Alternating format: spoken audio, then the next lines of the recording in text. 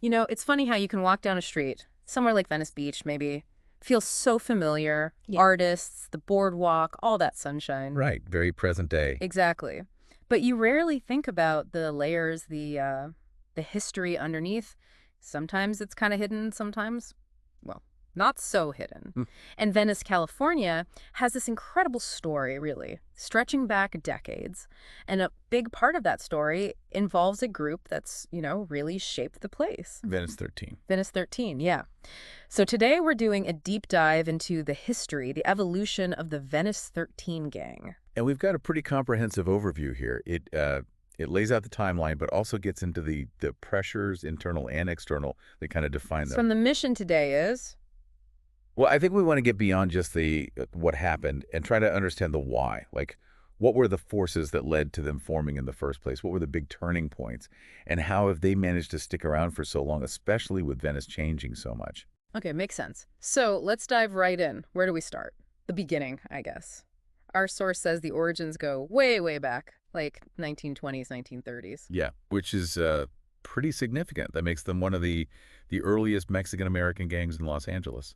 Definitely pioneers in a troubling way. And starting right there in Oakwood, Venice. That's the spot. And that early start is key. It shows they weren't just some flash in the pan. It speaks to the Mexican-American community's presence there for a long time. And they weren't alone. Even back then, the source mentions conflict early on. Right, not operating in a vacuum. There were clashes mentioned with African-American gangs. Specifically, the Venice Shoreline Crips get named.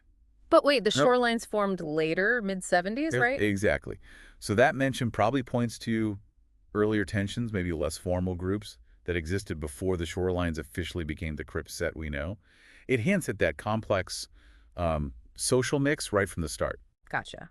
And it wasn't just local beefs either. There's this early link to the Sureños and the Mexican Mafia. Can you unpack that a bit? Why does that affiliation matter so much? Oh, absolutely crucial. So Sureños, that's basically a network of Southern California Latino gangs. They align themselves with the Mexican Mafia, the MA, right? The big prison gang. Okay. So for a street gang like Venice 13, hooking up with them meant, well, it meant access, a bigger network, influence inside and out of prison, rules to follow. It plugged them into this whole larger criminal structure. Right, so not just street corner stuff, it gave them reach. Definitely.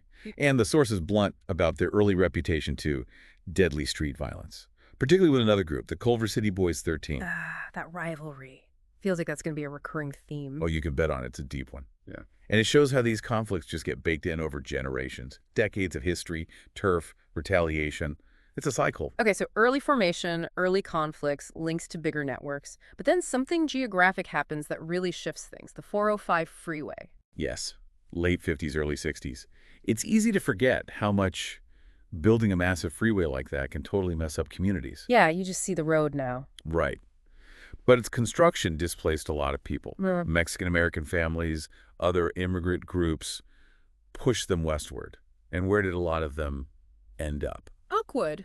Exactly. It wasn't like they chose to move there. It was forced displacement, essentially. And this influx really changed Oakwood's demographics and kind of concentrated the community that Venice 13 would draw from. And Oakwood already had its own history, right? The source calls it a servant zone. Yeah, historically, because of segregation, it was one of the very few places on the west side where African Americans were allowed to live. So it was already kind of marginalized. Okay, so you've got this marginalized area, then this wave of displaced people arrives. And Venice itself wasn't exactly getting showered with city resources either. Ghetto by the sea, they called it. That was the reputation, city neglect. So what happens? Housing stays cheap. And that attracted everyone struggling.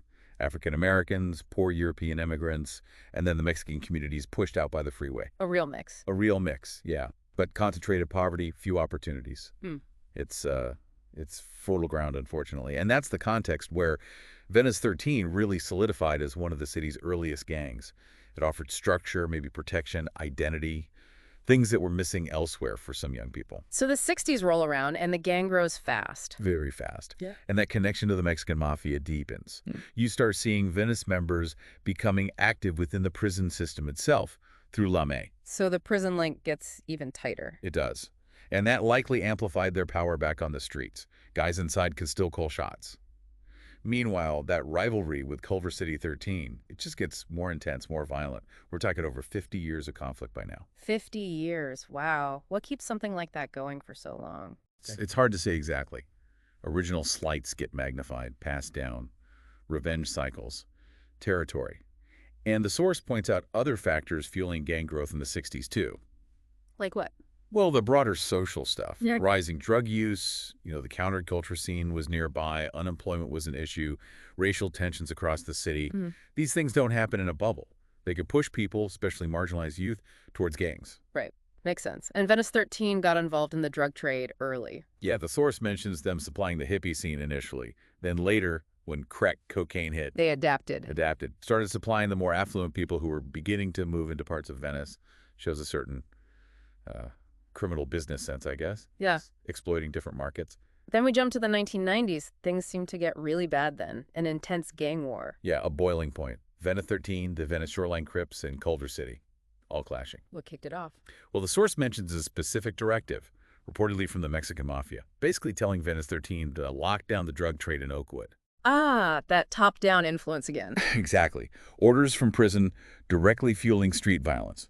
Because, of course, the Shoreline Crips were right there in Oakwood, too. They weren't just going to hand over the territory. It really does sound like cartel dynamics sometimes. It has parallels, and here's a twist. Yeah. The source says Venice 13 temporarily teamed up with Culver City. They're biggest rivals against the Shorelines. Seems counterintuitive, right? But it shows how alliances can shift. The enemy of my enemy, face a bigger threat, put the old beef aside for a minute. Strategically, it makes sense, temporarily. But that level of violence, it couldn't last forever, could it? There was a ceasefire. In 1994, yeah. Between Venice 13 and the Shorelines.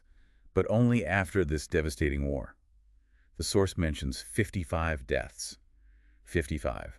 And many, many wounded. Just unimaginable loss for those families, that community. It really is. A ceasefire like that probably came from just sheer exhaustion, the horrific cost, maybe outside pressure too. But, a ceasefire doesn't magically fix everything. The tensions are still there. Okay, let's shift gears slightly. Inside the gang itself, it's not just one monolithic thing, right? There are cliques. Yeah, common in larger gangs, cliques, subsets, smaller groups within the whole. They often have their own identities, maybe based on age, a specific block or part of the territory, certain activities. Like little subdivisions? Kinda. They might have their own internal leaders, but still answer to the larger gang structure, follow the main rules and alliances. It helps manage a bigger group. The source actually names some, like the Dukes, DKS, active in the 80s, early 90s. Older guys. Right. And they had this thing with wearing Duke University or Detroit Tigers gear. Little cultural markers like that can be really important in gang identity. Interesting. So the Dukes were maybe the old guard. Then there are the Lil Jokers, LJKS, still big and active. Apparently so. Suggests they're still recruiting well. And the gangsters, GS or GS, a mix of older and younger guys, but they apparently respect the Dukes. Shows that maybe there's a hierarchy, generational link. There's also the Malos, MLS, mainly east of Lincoln. So geographical turf within the larger turf. Clear divisions. And Lil Locos, big locos. They even got mentioned in an early script for American History X. Wow. Yeah, that shows their notoriety went beyond just Venice. Plus, Asesinos ASNS and more Jokers JKS cliques mentioned too. It's complex internally. Almost like different branches of the same company. That's one way to think about it, yeah. Allows them to cover more ground, maybe specialize, but all under the V13 banner. Okay, so internal structure, but they also faced external pressure, right? Gang injunctions in the 90s. Yes, Westside gang injunctions. These are civil court orders trying to restrict gang members' activities in specific areas. How do they work? They can ban named individuals from associating with each other, being out late, wearing gang colors, things like that. The goal is to disrupt their operations, make it harder to function openly, reduce crime. And Venice 13 was targeted? Oh, yeah. Them, Culver City 13, the Shoreline Crips, all targeted. Shows you how serious law enforcement viewed the gang problem there at the time. And their relationships with other gangs? It wasn't just conflict, right? Some alliances changed. Santa Monica 13 and 17th Street used to be rivals, now allies. Yeah, that's a significant shift. Truces like that happen. Maybe a new common enemy pops up. Maybe it's about consolidating drug turf. Maybe leadership decides that constant fighting isn't worth it anymore. Takes negotiation. But the rivalries didn't all disappear. 18th Street, Graveyard Crips, and Culver City 13 still there in Mar Vista, The web of conflict definitely continues.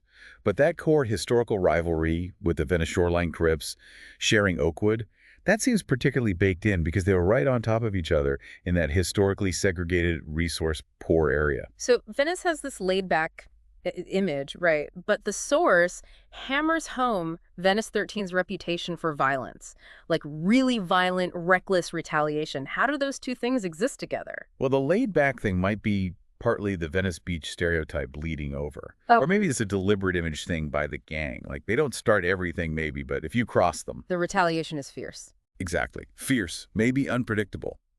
That projects strength, deters rivals, helps control their turf. It's about reputation management in a way. And a big part of controlling turf is controlling the drug trade. The source mentions them being big players in Oakwood and the boardwalk. Absolutely. Drugs are often the economic engine. Selling to locals, tourists, the affluent nearby. It brings in money, power, and they defend that turf viciously against outsiders trying to sell there. Violence, even killings, are part of enforcing that monopoly. And that Culver City rivalry again. Taking credit for murders with graffiti, VX3, V13, just openly advertising it. It's chilling, isn't it? But that graffiti, it's a message. Intimidates rivals, claims territory, builds their rep within that world. It's a very public statement. There was that hospital incident, too. Going into a hospital looking for a wounded Culver City guy, that's Nice. next level. Yeah, that really crosses the line, shows the intensity, the complete disregard for any normal rules or boundaries when it comes to that rivalry, just pure vengeance. And the 2007 shooting near Venice High, Yeah. targeting guys they thought were Culver City after an argument, putting a school on lockdown. Right. Shows how easily this stuff spills out. It's not contained. It affects the whole community, creates fear. And the argument itself being about gang ID, it shows how central that is to their daily reality. Okay, so that brings us to the elephant in the room, maybe? Gentrification? Massive changes in Venice and Oakwood. The source even says back in '94, the bad rep kept investment away. Now it's the opposite. Complete flip. That Westside transformation, the gentrification boom, it's had huge impacts. Some of V13's old rivals might have faded or disappeared entirely as their neighborhoods changed completely. And the cost of living. Crazy. Housing starting at $500,000, going into the millions. How can original residents, including gang families, possibly afford that? That's the key issue. Displacement. Lower income residents get priced out. The source mentions claims V13 members were forced to move, maybe to Inglewood or other places they could afford. That fragments the gang's base, changes how they operate. Oakwood itself. From cheap housing to this hotspot for wealthy artists, celebrities, Julia Roberts, Nicolas Cage living there. It's a different world. Totally different world. And that creates friction. The source talks about animosity from some gang members towards the newcomers, these often white professionals who might have no clue about Oakwood's history, its gang history. Yeah, like two completely different realities colliding in the same space. Exactly. You get this clash of culture, economics, long-term residents feel pushed out, ignored. Newcomers maybe don't get the local dynamics. It breeds tension. And the violence hasn't totally vanished, has it? Those intermittent shootings must really freak out the new high-income residents, that 2001 murder spree. Yeah, stark reminders that you can paint the buildings, open fancy cafes, but the history, the undercurrents, they're still there. That Vanity Fair quote nails it, right? Gang violence being as much a part of Venice life as the canals and the artists. It really does. It shows that persistence. Despite everything changing around them. So, wrapping up this deep dive on Venice 13, we've traced them from those really early days in a marginalized Oakwood through all the conflict, the drug trade, the prison links, the rivalry with Culver City, the 90s war, right up to facing this massive wave of gentrification. It's quite a story of resilience in a way. Maladaptive resilience maybe, but resilience nonetheless. Yeah, and it just hammers home that point, doesn't it? Even places that look idyllic on the surface, like Venice Beach, they have these incredibly complex, sometimes violent histories simmering just beneath. And those histories still matter. They still shape things today. Absolutely. Which, leaves you thinking, how much do those old socioeconomic roots, that history of marginalization and displacement, how much does that stuff still influence a community even after it gets completely transformed by money and new people? Like, what's the lasting impact of being pushed out? How strong are those old social structures even when they're under pressure? It really makes you wonder, what parts of a place's past are the hardest to erase even when everything else seems to change?